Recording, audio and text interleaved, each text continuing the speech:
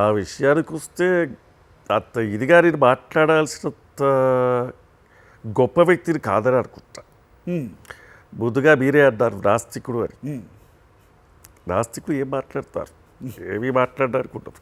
But మీరు అడిగారు కాబట్టి తప్పకుండా చెప్పాల్సిన బాధ్యత నాకుంది.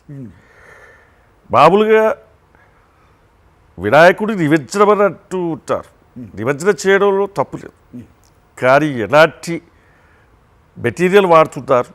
మట్టి వినాయకులు తీసుకుంటే బాగుంటుంది, ప్రకృతికి మన సమాచారానికి మంచిది, నీరు పాడు కాకుండా ఉంటుంది. అవన్నీ చూసుకొని చూచి చేస్తే బాగుంటుంది. అంతేగాని ఎక్కడ పడితే అక్కడ భగవంతుడి స్వరూపంతో కూడినటువంటి ఆ వినాయకుడి విగ్రహాన్ని 9 రోజులు పూజ చేసి ఆ తర్వాత ఎక్కడ పడితే అక్కడ పడేయడం అనేది మంచిది కాదు.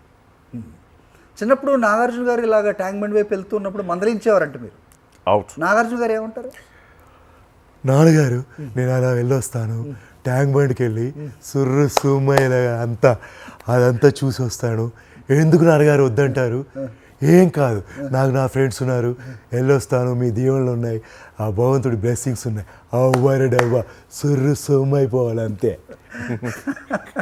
ప్రజల చేతిలో గాంధీవం, అక్రమార్కుల పాలట పాశుపతాస్త్రం. తెలుగువారి మనస్సాక్షి సాక్షి టీవీ. సాక్షి టీవీ ప్రసారాల కోసం వెంటనే మీ లోకల్ కేబుల్ ఆపరేటర్ని సంప్రదించండి.